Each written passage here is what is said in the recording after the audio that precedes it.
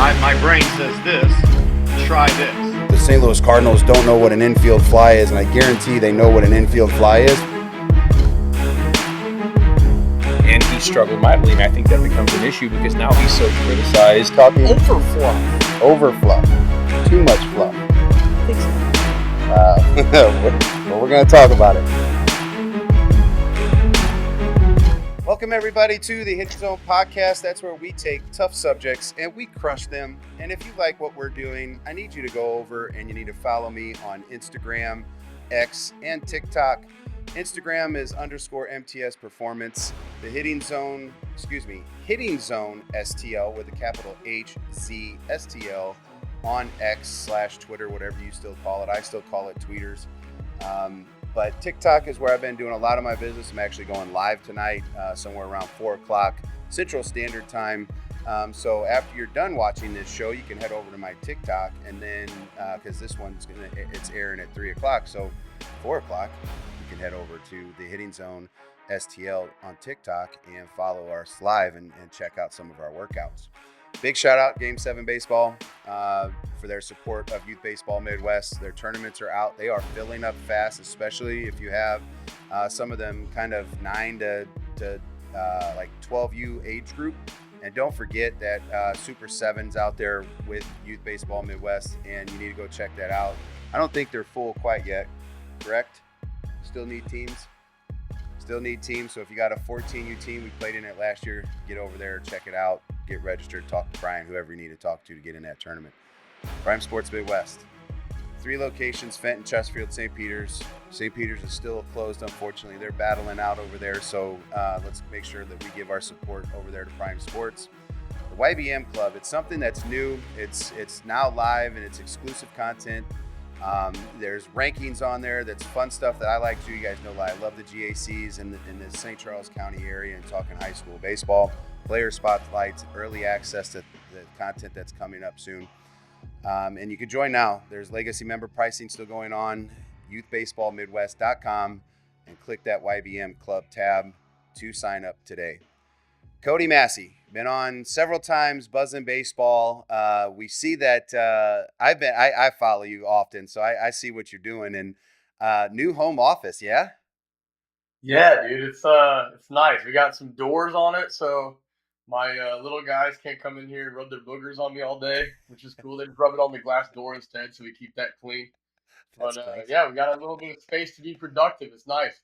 Is that a neon behind you, or just a cool metal logo? This is, I'll come on this side. So Blake's Thingamajigs, you should follow them on social media, but he's a kid that I train. He's actually an 8th grader from O'Fallon that runs his own 3D printing shop. And he 3D printed me my Buzzin logo back here and put some lights behind it. And yeah, pretty sweet. Man, I'm a little final touch on the home office. Yeah, well, tell Blake. Do you coach him on a baseball team, or do you? Yeah. Is he on your 14U team? He is. So then you need to get signed up for the Game 7's Super 7 over here in Warrenton. I mean, it's a little drive for you. You can make the trophy for the tournament with like a big Game 7. Hey, see, this is how it works. Now we're connecting dots. This is what makes podcasting fun. And who wouldn't want to support an 8th grader in his own journey? And hats off to this, because I just now started getting into kind of wanting to do 3D printing, and I'm telling you, that logo behind you is pretty slick, man. And I think Dave over there at Game 7 would probably love something like that, especially for that event, because it could be like a Game 7 Super 7 sign. And I think we're going somewhere with this. So there you go. Don't be shocked if you get some emails coming up pretty soon. All right. Bring it on. So it's Blake's Thingamajigs. Blake's Thingamajigs. Yeah, he does it all. He does a lot for the community. A lot of fundraiser things. He kills it, man. Runs his own business. 14-year-old kid. He's been doing it for maybe like 3+ years. Really? He rocks it. He's got tons of 3D printers. Can make pretty much anything and everything. So he makes our helmet decals and everything for our team. So, really? Are you called the Thingamajigs too? Cody's Thingamajigs. I need to start working for him, man, because I've been racking up some sales for him. Oh man, you got to get that. Well, here's what's cool is I'm guessing that you're all you're wanting to do is support this young man, 8th grade, 14 years old, entrepreneur, and he's just killing it. And I just, and the fact that you said he's giving back and he's in 8th grade and he doesn't have to give back yet, man, that says a lot about the way that he's probably been parented, coached. Man, hats off to that young person. I'm gonna make sure I go follow them. So and support his business too, man. Thanks for sharing that with us. I'm excited to go see what he can put together because I'm looking for a new neon logo. So, uh, There you go. and O'Fallon, Illinois is not too far away. So, what I've been doing, Cody, is we've been this month, or well, the past couple of weeks, we've been really talking about development. And I kind of wanted to just touch base with kind of all the veteran coaches I've had on here. The whether that's the hitting instructor, the pitching guy, the facility owner, the high school coaches, Legion, everything like that. And before I get started, I did this last week and I thought it was fun. I had Jason Christensen on, or Christian, excuse me. Sorry, Jason. He former draft pick, played at the University of Michigan. How slick was that? Like, get to play shortstop after Barry Larkin was there, stuff like that. But I was like, you know what, man, I'm going to start doing some trivia for my guests. And I do this in my camps. And so this is something fun to do. And this has to do with where you played college baseball. So one's about SWIC because you spent some time at SWIC and some's at Southwest Baptist. And so we're going to find out how much you know about your Bearcats as well. So this athlete, this former 16-year vet, played on 6 teams. He won a World Series in 1982 with the St. Louis Cardinals, who also played at SWIC. Can you name this Major League Baseball player? Man, he won a World Series in what year? 1982. Whew. I know, you probably weren't even born yet. Yeah. Man, I don't have a clue. I mean, I played the Neil Fiala era, and he had a lot of guys come around, and it's tough to know who's who. We did have Whitey Herzog around a lot. Belleville guy. They were pretty tight. We had Ozzie Smith around a lot because actually Ozzie's son played at SWIC. He was my brother's roommate during his stint at SWIC. So I got to hang out with Ozzie a lot as a little kid. And man, 1982 though. Yeah, so I think he was drafted in 1977. So this, you have to go back, but there's he's the longest tenured Major League Baseball player for SWIC. He was a Cardinal for the longest time. So I don't know that. I think he actually played into 1992 with the Cardinals. Is it Oberfell? Yeah, let's go, Kenny. Oh, baby. Yeah, good. Let's go. I mean, I was trying to give some hints without giving hints. I was about to say KO next, so well done. Yeah, 16-year Major League career. Don't ask me anything about my school because I did not do well at my school, educationally or on the ball field. So nobody gets to interview me those questions. I need different kinds. All right, Southwest Baptist Bearcats. This is actually a guy that you played with. He played 1 year of Indie Ball, Pioneer League at Idaho Falls. Boy, dude, he's in my wedding. I already got it. Who is it? Hunter Hiskey. Dude, what a stud. He's a stud, man. He was he was my college roommate when I was at Southwest Baptist, and I mean I'd call him one of my best friends, man. We talk almost every day. He worked for me at Buzzin, and just moved back to Kansas City area this past fall, and he works for Building Champions, so a club out of Kansas City area. And man, can't say enough about him as a guy, but as a ball player, kid could play. And some injuries kind of come short and kept him out of maybe even being draft eligible when he was there. But man, he can play and he can teach it too. Yeah, so I saw that, and then I started looking him up, right? And so I was like, okay, I looked at his college stats, and then his indie ball stats. I'm like, I wanted to know how come, and obviously you just mentioned this, maybe some injuries had gotten him, but like he hit over 3-something, hit 25 homers as a career. Dude, 66 doubles in 4 years. And I'm sure he didn't play a whole lot his freshman year, but 7 triples, 25 homers, 180 RBIs. He only struck out less than 80 times in over 800 plate appearances. That's bonkers.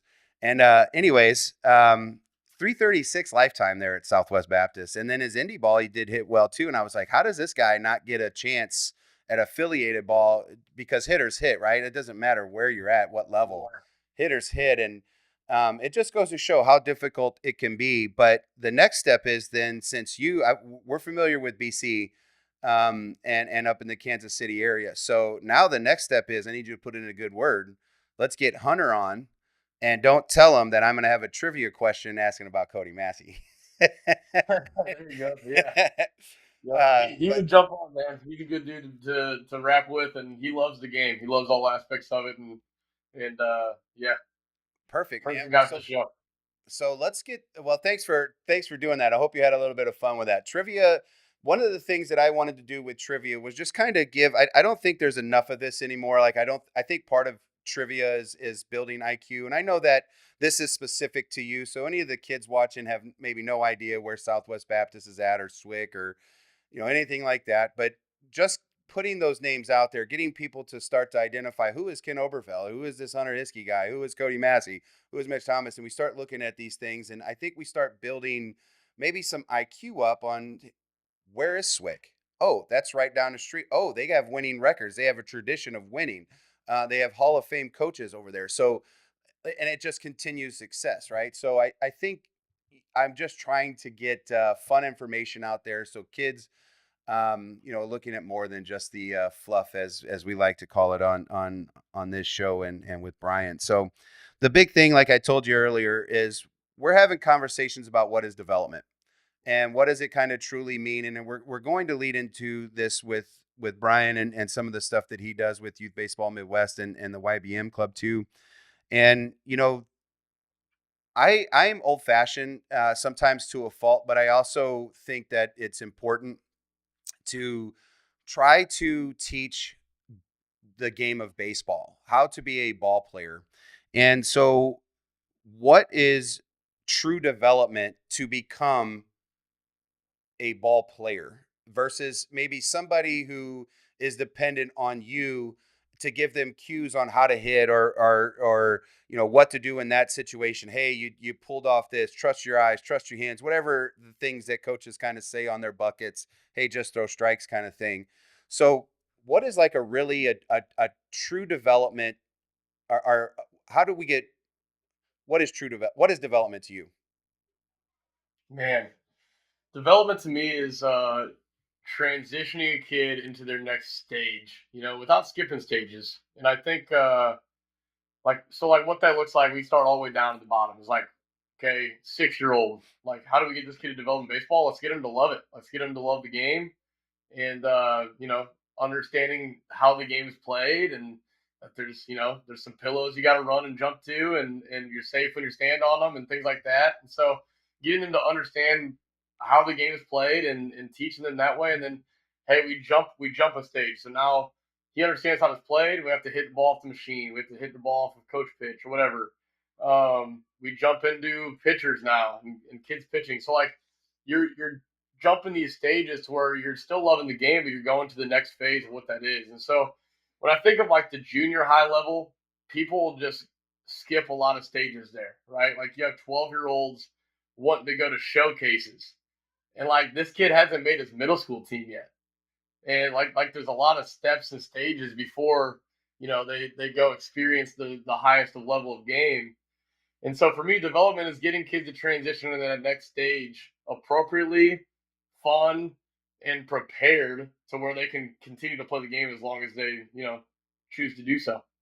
Yeah, you brought up something that I think is interesting, because I think part of development is even understanding things like jargon. And you had said pillows. I obviously know what this means. And, the biggest thing for me that I can't stand is at 14 years old, I'm like, hey, let's get lined up. Because when I coach, I basically started over. I graduated team. I'd start over at 14. I'd take a 14U team, have tryouts, whatever. Sometimes it's a brand new team. I wouldn't even have a series of guys. And so I can't even coach up these people. I'm these athletes. I'm getting fresh kids. And the culture, immediately they're shocked, right? And the first day of outdoor practice, I'm like, all right, PFPs, let's go, and I'm expecting everybody to kind of run out there and know what PFPs are. And I have to sit there in just utter shock. Like it bothers me so bad that there's these details that we don't teach or even start having conversations at a young age for some reason. I don't know why that is, but like my big thing right now is I'm trying to I'm now back to 9U. I said I'm starting over. I'm going to 9U because I want to build culture. I want to build the mindset back. I want to build up what I think a development is, which and I like where you're at. The stages. First, let's have fun. Like, how can we have the most fun? Because a 9-year-old kid having fun while trying to sneak in a few things works. It's been working for me so far this year with my 9U team. Something I'm not used to, by the way, but it bothers me that people don't know what pillows mean. They don't know what a grass cutter means. The thousands of terms that you could throw out there to somebody, and they're like, a duck fart? What's a duck fart? Like, you don't even know what a Texas leaguer is. It's like, it's the same thing, right? It's like somebody goes, well, do they fart? And does it like make bubbles in the water?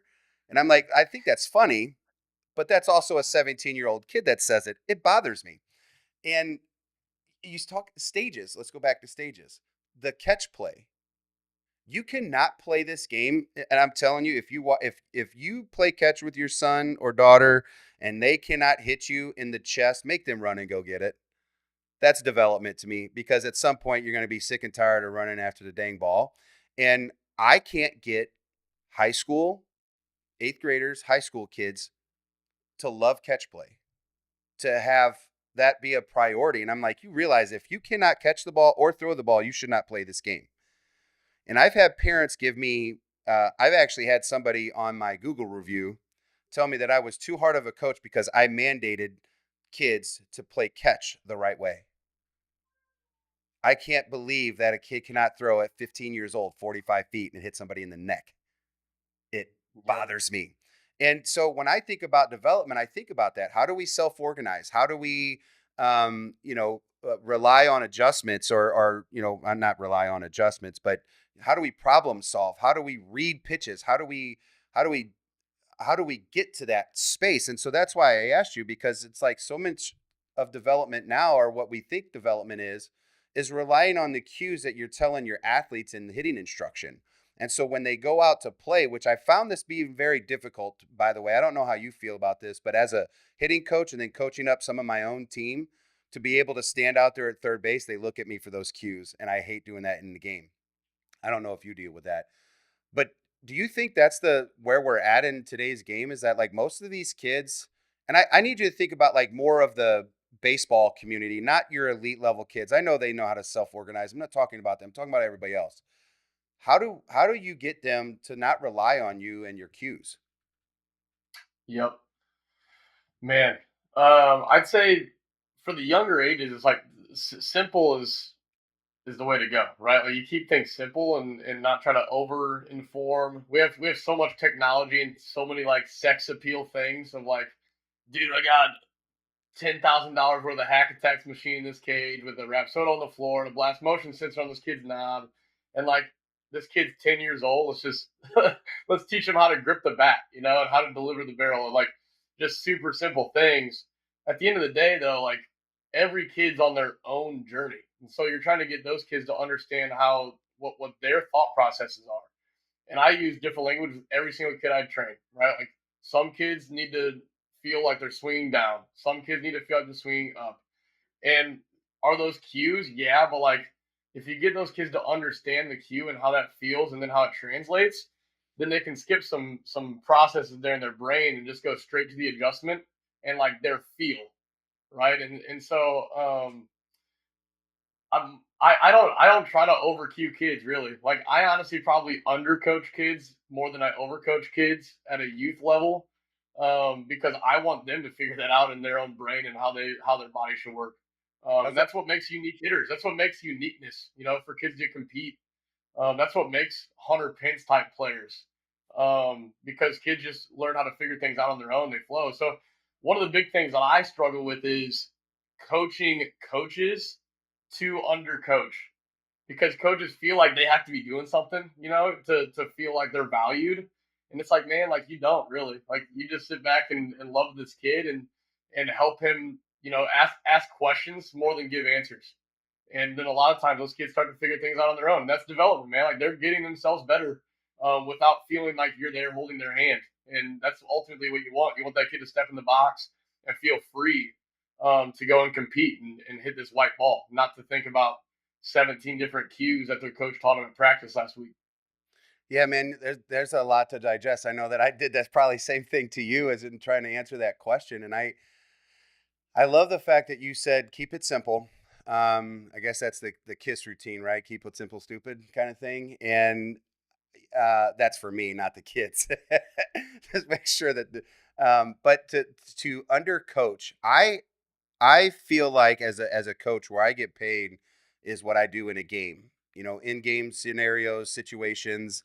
I actually overcoach, I think, a little too much in the game because we're so far behind, and kids continue to make the same mistakes, and they're waiting for something bad to happen, like when they make a mistake, stuff like that. And so, for me, I try to coach up in the game a lot, and I try to do a really good job of letting the kids just figure it out. And I feel like it has helped me long term. When I first started coaching, I can't say that was me. I think I overcoached because I wanted I thought I could polish a turd, right? And so at some point, I've realized I couldn't do that. So what I thought is, well, what happens if I let them have fun? What happens if I just say, hey, if you pull a ball, I just want you to pull it top left corner. I don't want you to hit a ground ball. He might hit 3-4 ground balls, or she might hit 3 or 4 ground balls. And next thing you know it, they pop one up top left corner and they go, huh, boom, boom, boom, boom. Then it's there again and they roll over one, boom, boom, boom. It's right back. Instead of me always cueing that, I've realized that if they figure it out, right, and through just having conversations and saying, this is what I want out of it, because you'll be in a good spot, good things are happening. And I think most of that's because the kids figured it out. Like, I mean, I feel like even in my own journey, everything in the sport that coach would give me information. Well, if I wanted to play, I had to hit. Well, I better hit it where they ain't, right? So that's kind of the routine. And so I swung real hard, and I just wanted to catch barrels. And if I caught a barrel, I walked away going, I did what I was supposed to do. And if I didn't catch a barrel, I'd say, what did I do to miss the barrel? And I wouldn't go think about my mechanics. I would just go, that was an outside pitch that I pulled. I was a little out front. Good. Next time I'll just stay focused, because that's where he's pitching me. And that's where I felt like I developed. I don't know how we get to that to our kids, though. Do you guys have sessions like that in batting at Buzzin baseball? Do you guys do this stuff in your cage work with like having approaches and having conversations before you even throw a pitch, either flip it, overhand or even off of a machine? Do you guys like say you can't do this and you have to do this? Like, do you have those kinds of things being built? All the time. So, like, for instance, like if this time of year, so we're in February, high school guys start up in 4 weeks. And so, like, when they come in right now, I lead off with the question of, like, hey, if you were pitching to yourself, what gets you out? How do you get yourself out? And they'll talk about certain pitches or locations, or, even into like, man, I feel like I'll foul off my pitch, like I'll miss my pitch, or I'm not on that, or whatever. So I get them to try to connect dots on like, hey, here's my struggle points, here's my spots that I'm mashing, and then we'll build on that progressions, and we'll talk through things like, okay, so like, let's say for instance a kid's struggling at driving the other way. He's like, man, the outside pitch is killing me right now. Okay, what are some feels or drills we can do to work on that? And then usually they'll answer that within like 30 seconds. They'll start spitballing things. Hey, I'm gonna go split stance low and away tee. Hey, can you toss me some front toss really, really slow off the plate? Can you give me a super hard angled breaking ball behind me? And these are all things because I've spit them ideas over the last few months of stuff specific to them. So now they're starting to piece that together for themselves. So they start answering their own questions, right? Like I asked a question, and then they'll start answering that, and then they'll say, "Hey, so this is what I want to do today." And it's like, okay, sick. They're guiding the hour. I'm just here assisting them with what they feel like they need. And then we start working that way, and now we're getting a lot of quality work in. And now they're also super detailed because they understand that maybe that constraint or that drill directly applies to where they're struggling. And I'm trying. So this month, I'm really focusing on these guys building their routine for themselves because they go to high school practice, and what's the high school coach worried about? He's worried about winning ball games. He's worried about bunt D, first and third. Moving guys over offensively, BP scripts, team things that are team oriented. He's not going to have the time to split off with a kid and work one on one development with them every single day when they hit. So what does he do? The coach sends the guys out to the cage. Hey, you're in the cage group. We have an on-field BP group. We have a shag group. We have a cage group. And now all these kids go out to the cage group and they start talking about how hot Sally was in the cafeteria. And they get their T-swings in. And like they had zero intent to what they were doing that's specific to them. So I'm trying to flip that to where the guys that come with me, they know exactly what they're going to do when they go out there on their own to the cages and get their work in. So I have this kid that struggles with a way. He's going to go out there. He's going to say, hey, I'm going to do my progression. I'm going to go launch position swings, backside, hit ground balls. I'm going to go split stance, hit him line drives the other way. Then I'm going to start opening up and go regular swings the other way. Then I want him to go hard in, soft away, front toss. It's like this kid has his own plan and progression. And dude, if he has intent in those cage hours when there's no coach back there, that kid's making himself way better than the rest of his teammates that are talking about salary. I promise you that. So when we get back to your question of like development, what does that look like, and how do we get kids to translate that from based on approach? It's like that's what it looks like. Because that's the autonomy and the self thinking that it takes from the player side. And so when it comes down to the little guys, your youth guys, those are high school guys I'm talking about. The youth guys, it's like, how can we get just simple concepts to where they can make adjustments quicker? Hey, I was late. I'm late right now. I need to try to pull it in the dugout behind me, right? Has nothing to do with swing mechanic. Has everything to do with their brain, their vision, and then self-organizing. And so, that's where we're at in February, man. It's a lot of fun because I'm starting to see the fruit of all the work we've done this winter come into their brain, not necessarily their move. And that's pretty cool. Yeah, man, that I love that piece because when you talk about kind of just like routines, I think that's something that we don't think about enough, right? And I don't even think parents think about that. I'm not even sure parents care about the routines that these kids have. They want to see the results of the $500 bat they just bought you, right? So like do you feel like the parents buy-in has to happen the same, and just like letting these kids fly even at a young age? Because I for my 9U team, I had a parent come up to me early and they were like, well, why aren't you teaching our kids hitting drills and hitting lessons or mechanics of hitting? And I went, they're 9. The kid can barely pick up a full gallon of milk jug and it's 8 pounds. And you're asking me to swing a 20-something ounce bat. I'm like, I don't know. Swing hard, Casey, hit it. Screw yourself into the ground. I don't care. I want you to be on time. And the kids didn't know how to be on time. So our whole first practice, I threw a ball up out of one hand, caught it in the other, and they had to clap their hand as soon as it hit my hand. Simple timing stuff, right? We went out that practice and had a great practice. I didn't do that the next week. For a reason. That was to see if they went home and did it on their own, because I asked their parents who they knew, and I texted in our group chat, hey, the kids know what to do if I throw a ball up, or, you throw a ball up. I asked them to do this with them. The kids who did it came out hitting well right away, understood it, ball out of fingertips, watch it in the other hand, clap, boom. Love that drill, right? Didn't happen. We halfway through practice, I did it. We ended practice great. I didn't do it again the next week. And I'm doing this on purpose. Now I have parents again telling me, what am I doing? I said, what are you doing? That was my response to their question.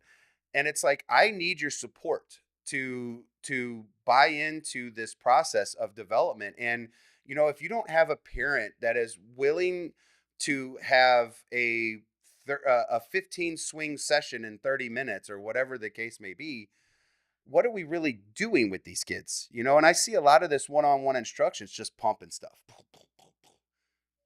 They still suck in the game. You know, and it's not enough. And I love what you're doing because you're building a thought process. And I don't think that's talent. Like, you don't have to be a superstar, talented athlete to build what you're doing inside of a cage. But I guarantee you, if you're doing it at 7th and 8th grade, you could work yourself into that talent, right? Yeah, I think a lot of these guys are like these parents are looking for like that pixie dust. What's the perfect what's the HLP, right? Like what's the HLP? What's the pattern I'm gonna have that's like absolutely perfect for this kid? And so then you get all these 9 and 10-year-old robots. It's like, okay, foot down, hands back, squish the bug. Like they're thinking these mechanical stuff, right?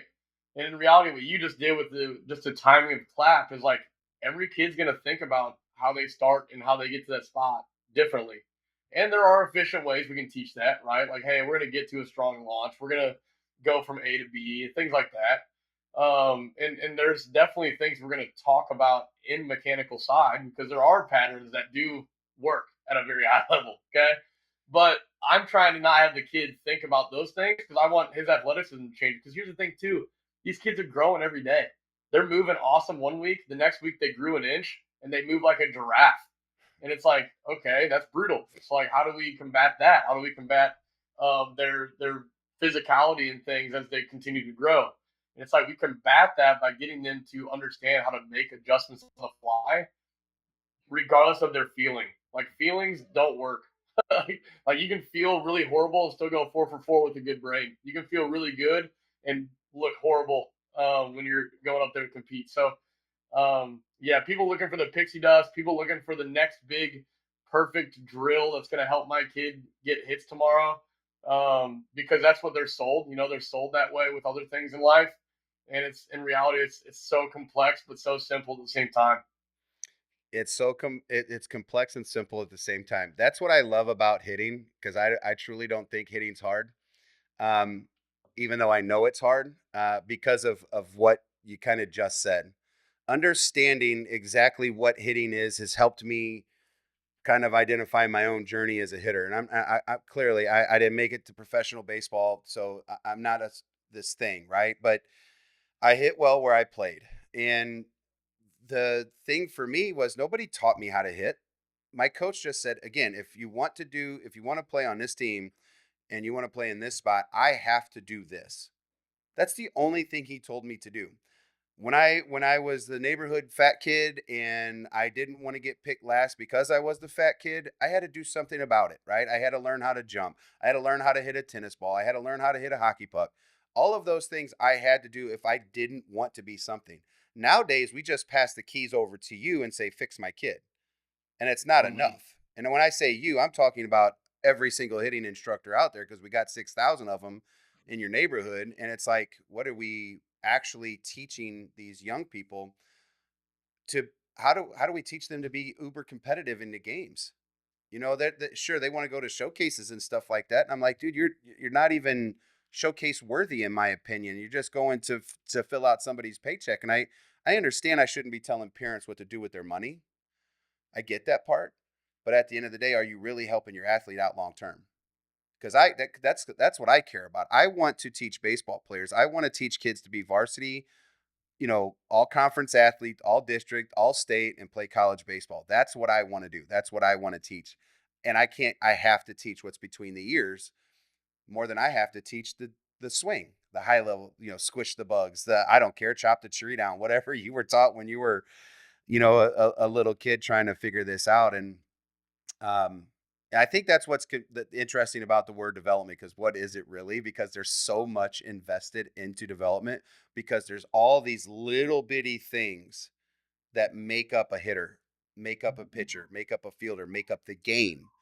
But we can't win without winning the first pitch or the next pitch, you know, or the first inning, the first out, the first inning, the first game. It's like you can't win a state title without winning game one. You know what I mean? So it's always interesting to me on this topic, because I feel like we do such a terrible job as a whole and again, I'm going back to kind of the average athlete, right? The kid that's a double A level caliber kid, and I know there's still some good double A kids, but the gap from development and these robots, these kids that are so dependent on coaching. And is there a way that, how do we get rid of that? Who is responsible to get rid of it? Is it my job to encourage parents, or is it parents that need to learn or listen to this and say, you know what, I'm going to let my kid do whatever the coach is suggesting because, they might know a little bit more than me. I don't know. That's probably an ego thing I just said there, but I want kids to have fun, man. I don't want kids standing behind my cage telling them what to do. I don't care what they do at practice. Go home and work with them and tell them what to do. I don't want you yelling at them either because, again, that's dependent on what dad's telling them or mom. How do we get away from that? And how can we get into more organizing thoughts and problem solving and learning the IQ of this game, how to build quality at bats? How do we do that? Yep. I mean, I think everybody's at play here, from parent side, instructor side, coach side. One thing we're doing a better job of is like we're attacking the sports psychology side of things more than we were with mechanics and high level patterns and stuff like that. And that's where I think we've really taken off because we try to really build relationships with that. And so I gave the example of the kid building routine going into high school season, so he knows what he's going to be doing behind the cage or when he goes to his cages. But he still needs to know, like, okay, we worked hard all off season. The touch points in season are just as, if not more important, right? So like those kids will now come in. Let's say we're in April, and I'm seeing this kid weekly still, and the touch points with me are very centered around the psychology of how things are going. Because too much of a good thing becomes a bad thing. It's like this kid that we've been doing this outside work with. Maybe he's starting to master that, and now he's struggling up and in, or he's struggling whatever. He's getting pitched. Maybe he started his season off with 4 homers in the first week, and so now he's getting pitched backwards. And so we're learning how to combat that and stuff like that. And so we're learning the game within the game and the psychology side of that. Man, maybe you went up there and you lit it up, and for whatever reason, there's a kid starting over you, right? It's like, how are you going to handle that mentally? How are you going to go about your work the right way without having mom and dad, blame every political agenda that the coach has on why your kid's not playing? And so I think from us as coaches, it's really important that like we have the relationship and the relational equity built up with our athletes throughout the off season, to where we can help them navigate their seasons between their ears. And then it's also super important that we confront parents the same way. Don't have wasted time with this kid, and then you're not going to take the time and talk to the parent about that as well, so they can support as we're going through. Because otherwise, like, they're going to be just negating all your work. If they're building excuses in for their kid, and you know that, but you're not willing to confront the parent on it, dude, it's pointless. So, is there enough quality coaches to do what you just said? No, and that's why, again, like we have to. That's on us too. Like we need to continue to just build the culture of what that is and set the tone, because then more and more people flock to guys like us and go less or don't go elsewhere, and so then elsewhere has to elevate their game, And so that's it, man. Like I'm not in this to build my own little empire right here in my area. Like the culture of youth sports needs to elevate and needs to elevate dramatically, for the sake of the kid. And I think that that's going to be done. It's done one kid at a time. Unfortunately, there's no speedboat thing. We're not going to go build out a convention hall and get every single coach in the country to go talk about the sports psychology thing. What will they show up for? They'll show up for the sexy drill and the way that they can get kids to move a certain way, but they don't want to show up for that. And so I don't know how we do that, but it needs to be done. I think there's we've had him on this show. I think he did the second or third show. He does propel hitting down in Texas. Yeah, Cam Ginger. Yep, Cam Ginger. And, he's big into this. And, the one thing when you have conversations with these kinds of folks, there seems to be a common theme and they're getting these common results. There's so many people that don't want you to succeed for some reason, and I don't know where that comes from. I mean, I don't mind, when we're on the ball field and we're between the lines. Cody, I could play. I could be your best friend. I do not want you to beat me. You know what I mean? But after the game, we can share an adult beverage or whatever. A snow cone. I don't care. It's why can't we as coaches support each other in this journey instead of trying to fight each other? My perfect, and listen. At first, I love this, but the Jeff Fry and teacher man nonsense. At first, it used to be funny. Now I just unfollow Jeff Fry because all he wants to do is tear people down. And it's like, well, I know more than you because I did this. No, you don't really know more than me because your baseball IQ, you don't even know what a PFP is. And you play Division I baseball, and you're supposed to know what that is because you ran them every single time on the backfields or the side fields. And you don't know what the acronym is, you know what I mean? And you don't know why they call it an Uncle Charlie. Why does he have that nickname? I don't know, because he threw a great sinker. Got it. And I don't know if you do this stuff or not, but I seen my friend Brock did this down at Lake of the Ozarks. He, tried to, who's this player? I mean, maybe it was somebody else, but they gave a picture of popped up a picture of, say, Kurt Schilling in the sock, right? And none of the kids know that are 18, 19 years old. And I'm like, if we don't know our history of the game, how do we, and maybe I'm wrong. Maybe you don't need to know the history of the game to be a good baseball player, but doesn't that mean that you're watching it and you're developing your brain for certain stuff? So I feel like nobody really cares on actually being really, I shouldn't say that, because the elite level, the high level kids seem to care a lot. It's this who can afford it mentality, that's driving me bat crazy. You know what I mean? And it's like, okay, my family can afford. I have a median of a $250,000 household. Yeah, you can have anything you want. I'm going to take you to 17 different instructors. They're still not good. And you're never going to be good on that level because your kid doesn't know what to do without this stuff.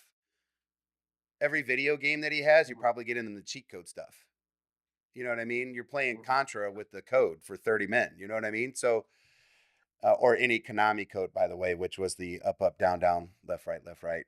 But it was all Konami.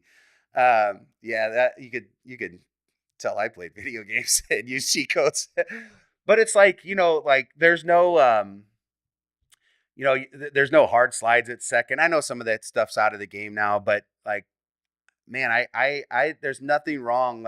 I had parents on my high school team get mad at me because I got fired up about something that happened in a game.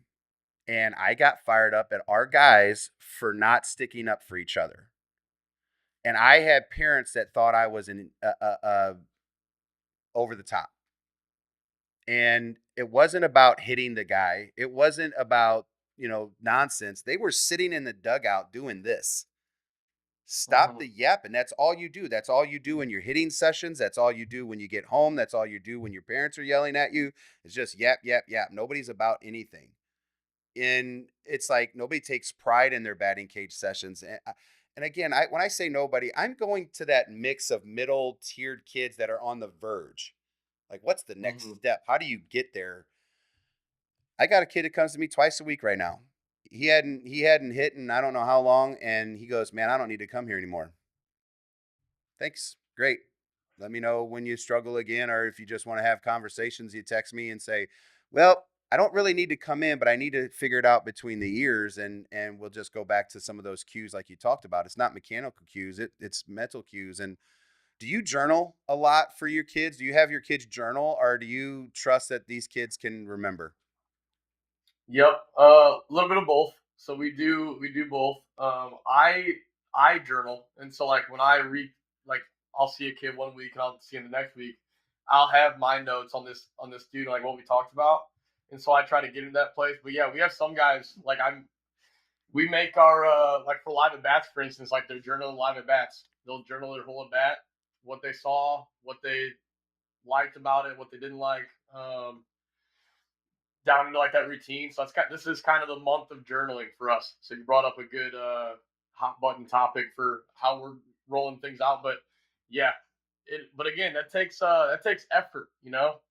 That's an extra piece that a lot of guys don't want to do, and some guys don't need it because like they're so in tune up here, like they'll remember it like nothing.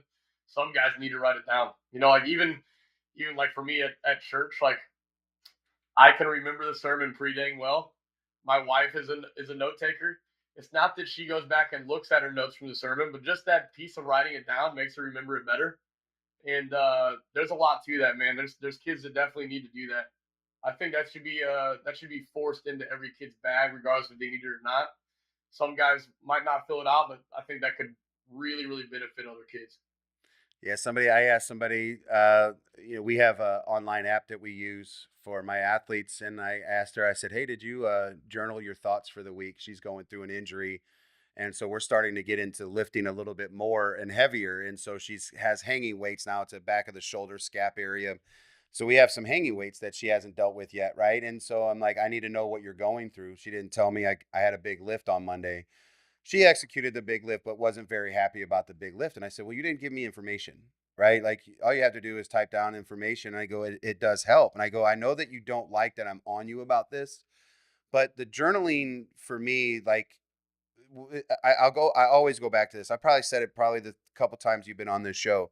Pete Rose always had 27 at bats in a game, plate appearances in a game because he would, what did they do in this situations? And he would just have that in his mind, right? Before we had all this technology and the notepads and all the cool data giving us this printouts for it. And that's how I looked at the game. And I felt like that's what made me the IQ player that I am, the coaching ability that I have is because I care about how I got pitched in a situation. I'm like you, I didn't necessarily have to have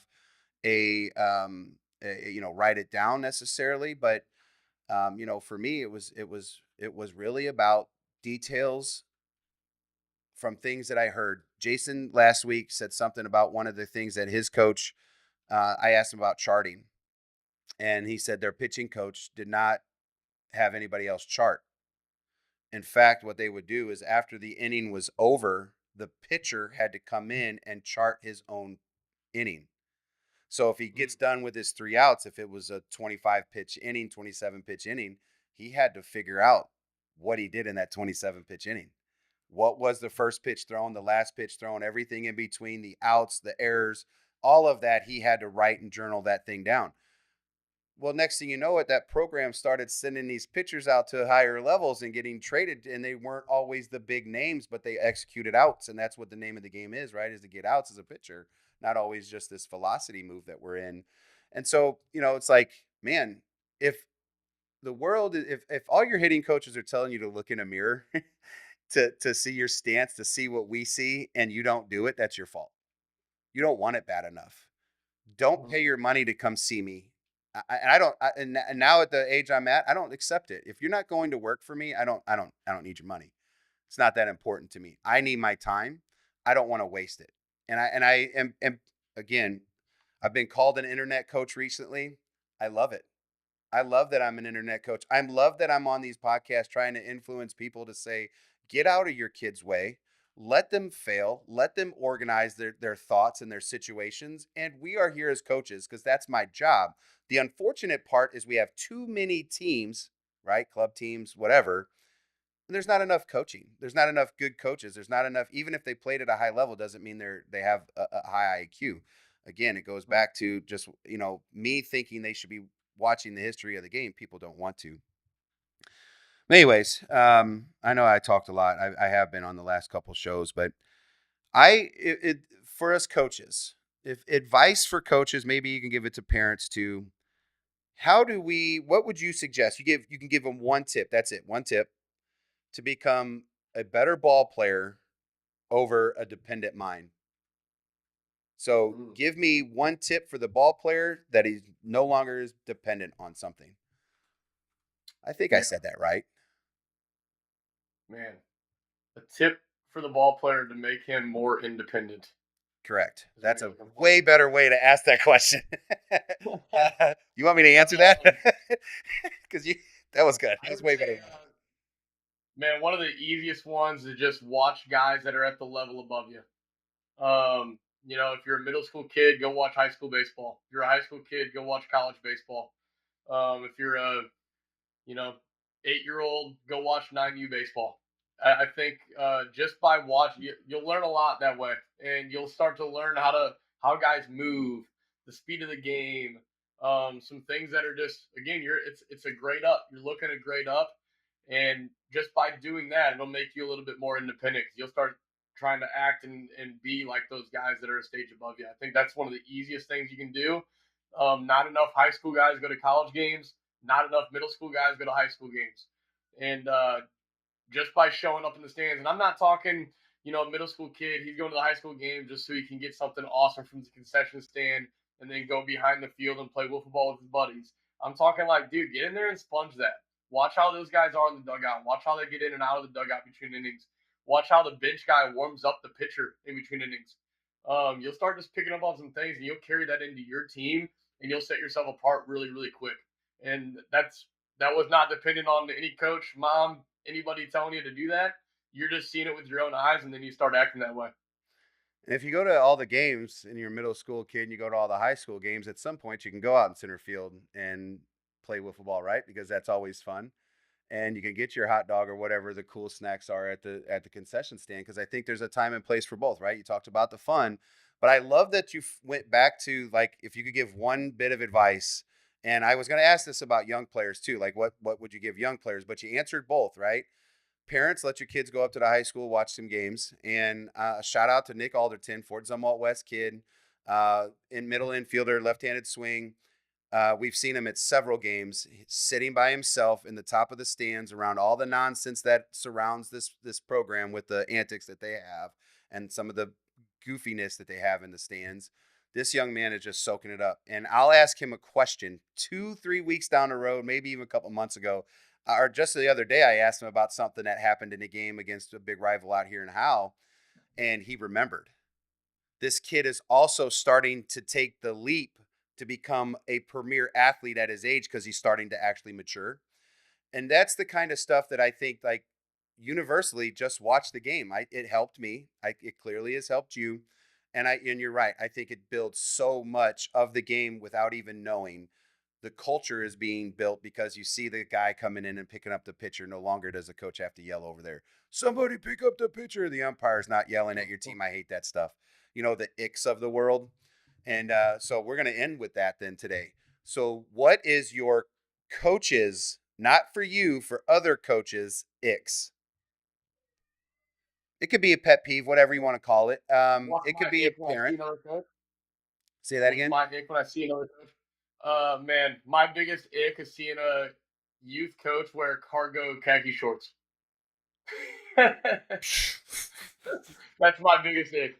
My dad used to wear gray bike shorts that may have been just a little under the goods, and a white like Fruit of the Loom T-shirt with a pack of Marlboro Reds rolled up in his sleeve. He had it. Well, he had it no pockets. He hated pocket shirts. Oh, okay. So he Yeah, hold pull that up thing his up. ears, yeah. Yeah, because he had big arms.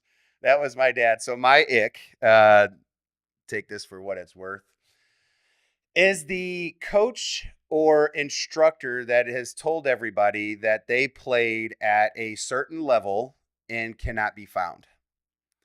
That is my adult ick, because we now know that we have information everywhere, whether you're looking at Baseball Reference, The Cube, or whatever. I played here, and you're like, oh, let me go do a little research, because, I mean, that's a big school, right? It's a powerhouse, Power 5 school. I'm like, I'll go look. Can't find you. And if you played club ball at that school, just say that you played club ball at that school. It doesn't mean that you're a bad coach. Doesn't mean you're a good coach. That bothers me a lot. If saying that you did something that you didn't do to sell tickets, you know what I mean? And again, I think that's kind of what's wrong with our baseball community in general. Player ick. What is your biggest player ick? What you're talking about is like stolen valor. Like we have guys that say they played at like whatever, some D1 school and like they actually played club ball, but like they're telling everybody they played that. That'd be like me saying I served in the military for 10 years, dude. Like that's crazy. Yeah. Yeah, I was also 135 pounds once.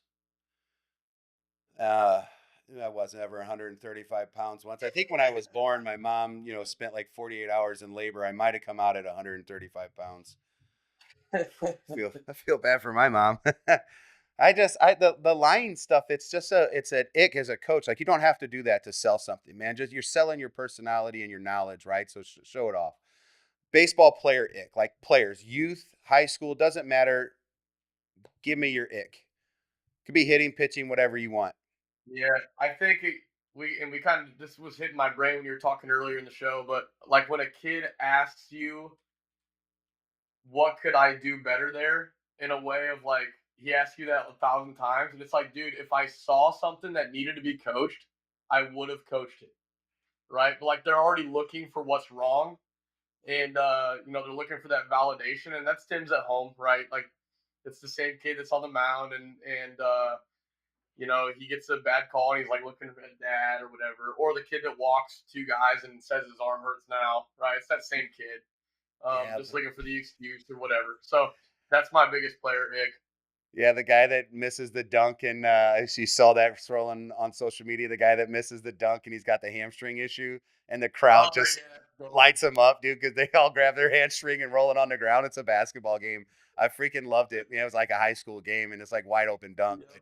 Mine, that's actually a pretty good one. I didn't really think about that one, and I literally have a kid, and I have actually said, if we're gonna work together on this level, you have to stop asking me. It is my job. You pay me to tell you what you're terrible at. I will tell you what you're not good at, or if you did something wrong, in some fashion. Maybe not right away, but 10 swings later, we'll figure it out. However the conversation takes us. My ick is as a big time hitter. It's like, you're up there and you're geared up and you're like, Coach, I love that down and in pitch. It's my favorite thing to pitch. And the first pitch goes down and in, and you look back and you go, oh, you look up like at the skies, like the Almighty's going to help you figure it out. And it's like, what are you doing? I cannot stand when they look back at the plate and then look up in the sky like I should have swung at that. No, it just swung, man. It bothers me so bad. I think it actually bothers me more than oven mitts. That's how bad that bothers me. And then like I think I got more than one. The looking at the glove as it goes through your legs, like it's the glove fault. Yeah, You know, glove fault. yeah, that's one of my favorites. The kid that changes bat because he had a bad round. That one's good too. I like that one. Yeah, we could probably go on forever. And I will let you get back on with your day, Cody. It's been a pleasure. I'm going to get you back on. I'll probably do this. I'm bringing on Shane next week. You've seen Shane on the show a few times. We're going to talk about development again. And I'm going to bring on actually Josh Cathcart again to, again, talk development, because I think everybody's got a little bit of a different view on what the same question is. And it is very difficult, I think, to kind of identify what it really is. But I think what you're hearing is from a lot of us that we've talked about it over the last couple of weeks, is let these players play, right? Let them self-organize, let them fail, let them learn. And that's probably the biggest way to develop these athletes, because at some point they're going to want to stop failing. So they're going to do something to make adjustments, and they no longer need to rely on you. And maybe that's what parents don't want is they want them to be relied on by their kid. I don't know or not, but for me, I don't want kids to come in every single week looking for the new tool or the new trick. I do like gadgets. I do have them. I do like the high level pattern stuff. I do still talk about being direct to the ball. I still talk about certain things that might help certain kids, and I'm not trying to teach one thing. And if we don't let kids self-organize their own thoughts, they're never going to get it, and then they'll never succeed in it, in my opinion, because they're going to be so reliant on you. So development's a tough word, but I think at the end of the day, the one piece of advice you can give, and I agree with that, is watch the game of baseball. You're going to learn a lot. So if that's the one takeaway, that's what we're going with, Cody. Good luck, man. High school baseball is coming up for you soon, right? Yes, sir. 4 weeks out. All right. So not Blaze, Blaine at Thingamajigs right? Blaine Thingamajigs? Blake. Blake. Blake. Blake's Yes. Thingamajigs. That was 59 minutes ago, so sorry. No, I'm kidding. Oh, I'm cramping. I think I need some water. I'm actually cramping. You gonna get that on? Are you gonna get that on there, Drew? I'm whatever. Need some more water. Cody, I appreciate you, man. Good luck this year in high school baseball, and stay safe out there, man. I'm gonna go look up Blake. And how do we get a hold? How can fans go watch you? I know that we've done this before. We're gonna have it on there. Tell us your Instagram. Yeah, at Buzzin Baseball.